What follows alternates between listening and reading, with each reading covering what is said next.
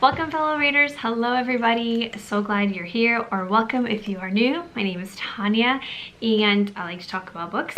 And today I am doing a wrap up of all the books that I read in October. I hope you all had a great reading month as well. For me, I was surprised, not that reading is about numbers, but it was wild. I was genuinely surprised by how many books I read in October. I didn't even notice. I was just kind of reading things, and before I realized, I was like, oh my gosh, I read I think 12 books. Granted, some of them were a little bit shorter, so that I think probably was the reason why too, but I just had a pretty interesting month. There were some things that were really great hits and some that were kind of misses, but let's talk about all of it, and yeah, let's get into it. The first book, and I will have my Fable listed down below of what books I'm reading if you'd like to follow me along on there.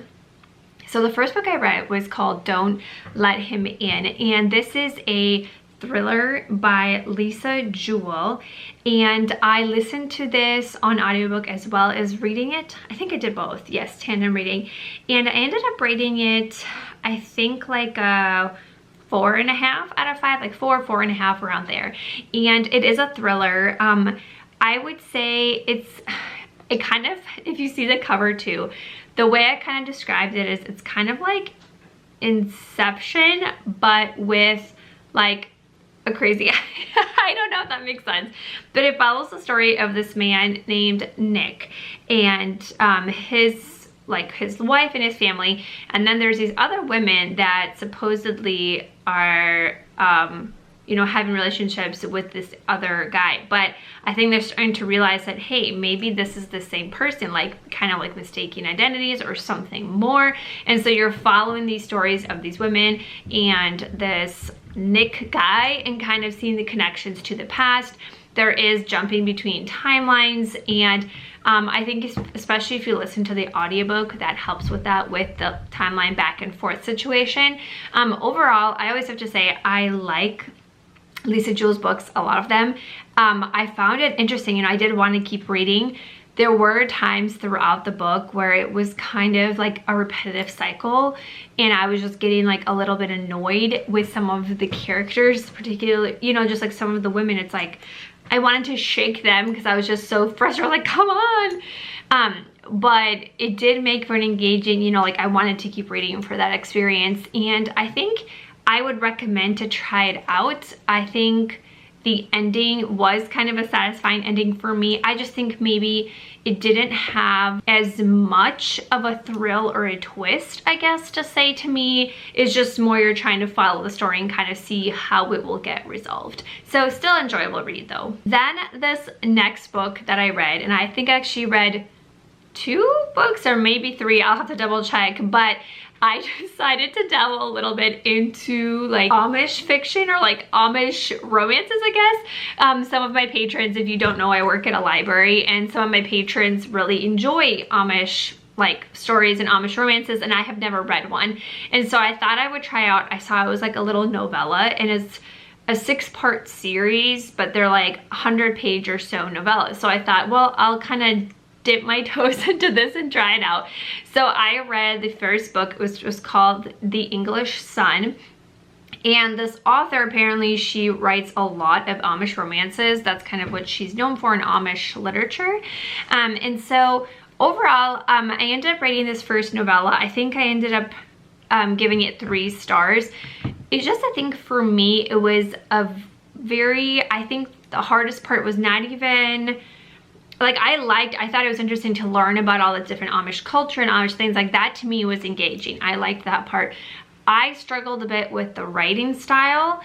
Like I said, I've never read anything by this author before, so I don't know if all her books are like this, but I just felt like it was very, and maybe because it was novella, I don't know, but I felt like it was a very like tell me instead of like showing me things. Like I felt like it was very like, then he said this, then she said this, that, like, you know what I mean? And so I just kind of struggled with feeling like I was immersed in the world.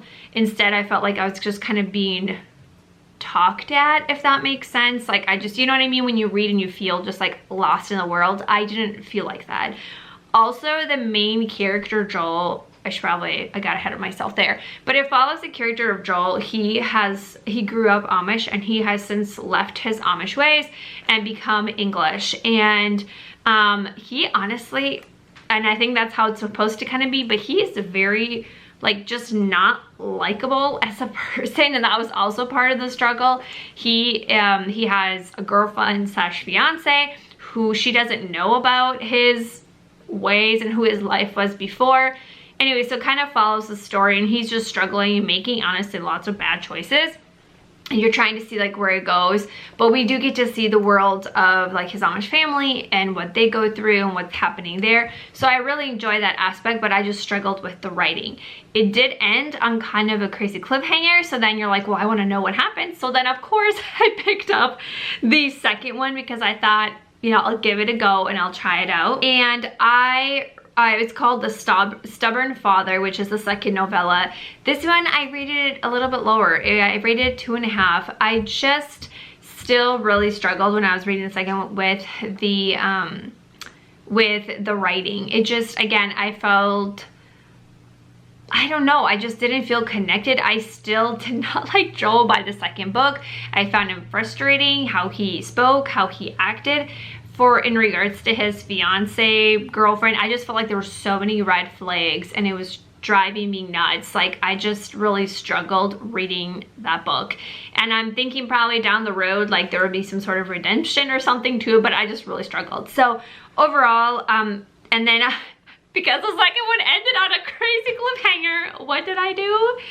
I picked up the third one. But friends, I stopped after the third one. I finished the third one, and just, again, there was still the continuation of like what he's struggling with, money problems and all this and that, and I just felt like it was just continuing and it wasn't really being resolved, and I am done with the series. But I did read the first 3 books, so I don't know, try it at your own risk, or maybe if you've read some Amish romances or Amish books that you would recommend better. I know there's other authors. Please let me know down below, because I did not really enjoy this series, I'm sorry to say. I just, yeah, it was not good. So the third one was The Betrayed Fiance. I finished it, gave it 2 stars, but I will not be continuing with parts 4, 5, and 6, because again, I'm not invested and I don't like Joel. So I will not be continuing that book. Then I read actually a nonfiction. I've been trying to read a few nonfiction here and there, but I read one called Ukraine at War. And this was a nonfiction book that studied it looked at street art, poetry, posters, and how art was used during and since the war has started. And those of you that don't know, I am from Ukraine. I am from the eastern part. And so I still have family over there. I have family serving in the military. And so this is something that is, you know, obviously on my mind and close to my heart. And so I do, if I can, I've been trying to read different books that have come out and share these things. And I think from the perspective that maybe, you know, varies from what we see in mainstream media. And I find art very interesting to study, especially during war times. And so there's just really cool poetry and different things. I did really enjoy this book. I wish it had more, like even more art and things represented, but I thought it was a really interesting read and I did really enjoy it. And again, visually just very appealing and a lot to learn and see through art. So that was a really great read this month. Then I discovered another new series on, I believe this was a new series to me in October. I think that's, yeah, so I think it's called Into the Woods or something with woods. But it is a series that it is on Kindle Unlimited, and it is by an author called by the author Sienna Peak. And so I read Pearl and the Baker, Rosalind and the Wolf, and I read the third book, which was Guinevere and the Three Brothers. And if you can kind of tell by the names and the covers, they are all fairy tale retellings set in Regency times, which in the past months I just have really been enjoying kind of Regency era novels or stories. I don't know, I've just really been liking them, and I just wanted to try this out. They are, again, shorter novellas, I would say, of about between 100 and 120 pages each. Overall, I have enjoyed so far all of them. I'm right now in November, I'm reading the last one, so I'll give you my thoughts on that one. But The Pearl and the Baker, it tells the story of a girl. It tells the story of a girl and she runs away from home. She has to try to save her younger brother. She runs away and she comes upon a cottage in the woods and there is a baker there.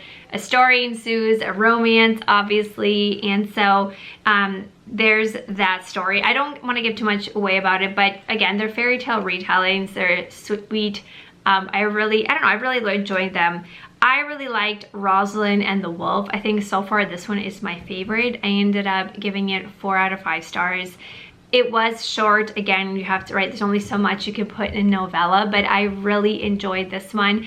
It was a Little Red Riding Hood kind of retelling, but with a different twist. And it was childhood friends, kind of a trope, and I really enjoyed childhood friends, so I really liked this one. And I loved their friendship, their relationship, and how things just blossomed. It was just really cute, and I really enjoyed that one.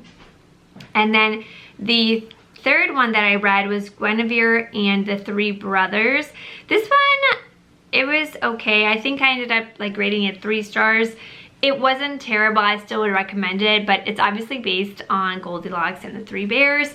And I enjoyed it, but it wasn't my favorite out of the bunch. So yeah, I kind of, again, there's Guinevere and there are three brothers that she's kind of supposed to get one of them to marry her during that time, and follows her story as she's trying to figure out like who she wants to marry, if she wants to marry any of them, and then what happens during that situation. So, but just a fun little series. What I do have to say is, because they're all about, it's like into the woods, they're all just really atmospheric, I feel like, with woods and being in nature and just like that very fairy tale like feeling of cozy, especially for fall, winter.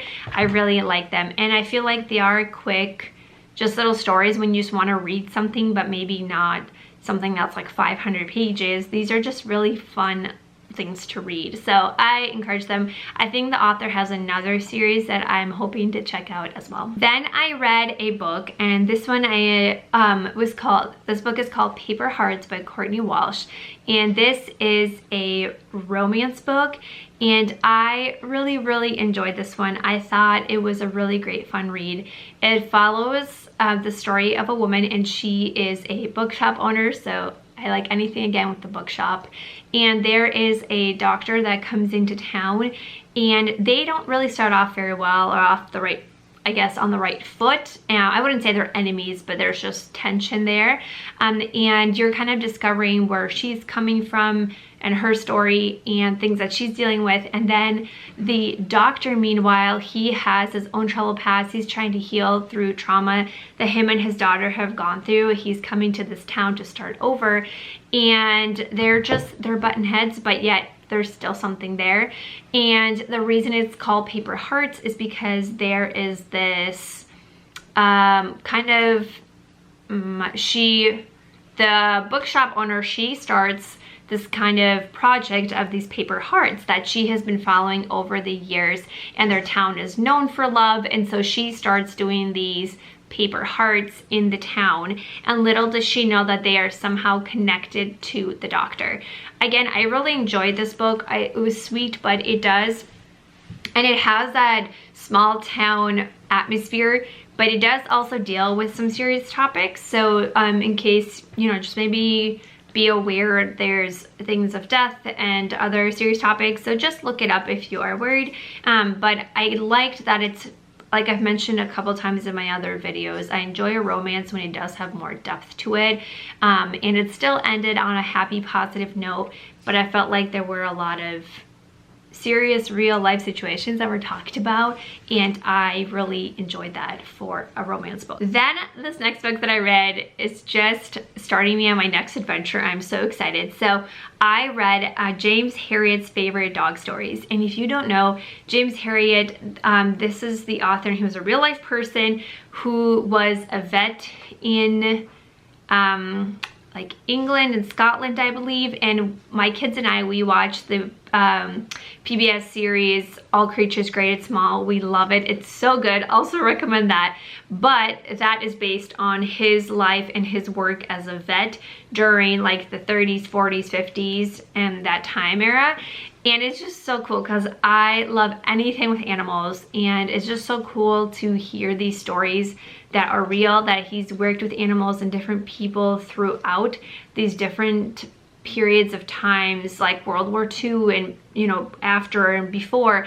And it's just so cool. And this was just a 5-star read. This was the book about dogs, and so his experiences of different dogs that he worked with and the different connections to their humans. And I loved it. It was everything that you would love about dogs in real life, but just to have it in story form was just really sweet, and I really, really enjoyed it. So I recommend it. I will be getting more of his books and just getting to them. They're just make your heart feel good. And so I for sure just really recommend this series. It's so good, and it's just a feel good series. I just love, like I said, all of his books. The show, it's just, I really love it. So if you love anything with puppies, animals, for sure recommend this one. He does have other one where it's cat stories, and yeah, just really good. This book I actually have in print here from my library. Gotta return this. This is technically it's middle grade. It's considered a memoir.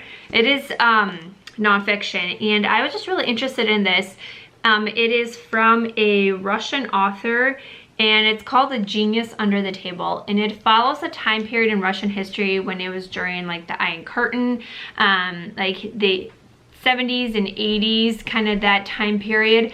And it was just really interesting. As someone who I was born like in the Soviet Union technically, and then we gained our independence, but during that time period, and just the culture of like my mom grew up during this time, and just hearing their stories of what it was like during like communism and all the things, and their perspective of like Americans and things like that. It's technically, like I said, I think it's young, like middle grade, but the way, you know, I mean, even I as an adult can connect to it. And it follows the story of Eugene, or Yevgeny in Russian, but he is kind of seen as like talentless basically, and I could so relate to this culture. It's like you have to be so good at something, like you have to have a talent, you have to be just really good at something. You can't just be average. That's just like very Eastern European, like very Russian, you know. It's like you have to. And so like his brother is this exceptional ice skater, and for him too, when they have a talent, it is a way for them to escape and get out of Russia, because that's the only way they're able to go anywhere into the world, is if they have like a superior talent that they can show to the world and show them how good and how much better Russia is if they have that talent. And so he just doesn't really have a talent. Like he's not a good dancer, he's not a good figure skater, he's not. And so the only thing he really has for himself is that he just doodles under the table of his kitchen table, which is why it's called The Genius Under the Table. And then it just kind of follows his story. It's kind of coming of age in a way and figuring out who he is, but yet also really giving you a glimpse of the political climate. And again, if you're someone who comes from the Eastern European culture, you know about Russia, you know just how communism was, and just the mindset and just all those things that went along with it. Like I could connect to a lot of it, and so it's very interesting to read. This is the first book, and I'm actually reading the second one this month in November, so I'll give you my thoughts on that. But I just think it's such an interesting way, again, to actually hear this author, his childhood. It does have pictures and drawings throughout as well, because he is, you know, like it's he's an artist, he draws. And so just seeing it, and it's done in a way where it's informative, but yet it's also entertaining, and it's not all really like super depressing, because I feel like sometimes when some authors try to talk about this time, and especially like the Soviet Union, things like that in Eastern Europe, it's very like, woe is them, like poor, you know, I don't know. And so having it, like, it was actually funny in parts. There were parts that were really difficult to read, but I really, really enjoyed this one. And it's a very quick read, But like I said, I just really enjoyed this one and I would definitely recommend checking it out. The last book that I wanted to talk about was that I finished reading was called The Life We Bury by Alan Eskens. And I listened to this as an audiobook, and this is also a Minnesota author. He was someone who he was a lawyer and then he became a writer. I actually got a chance to meet him earlier this spring? Yeah, earlier this year. And he's just been, it was really interesting to hear about his life. And so his books are kind of set with a like criminal courts background, which is not something I thought I would be super into, but the way that this was done, I really enjoyed it. And again, all the different nods to Minnesota and the different places in Minnesota that I knew about was really interesting to read as well. But it follows the story of a college student, Joe, and he just goes through his own challenges, but he's finally able to make it to the U of M to get to college, and he gets assigned to a writing course, and he's supposed to write just a paper on, like, you're supposed to interview an elderly person and write about their life. It's not supposed to be anything crazy. So he goes to a nursing home because that's where old people are, right? So he's kind of like, I'm just gonna get some random old person and write whatever, you know, it's not a big deal. He gets assigned this man named Carl who is getting close to dying, but he is a convicted murderer. And so he was convicted for murder and rape of a young girl back in the 80s, and he has been in prison his whole life. And so they're like, here, yeah, you can interview Carl. He's dying anyway.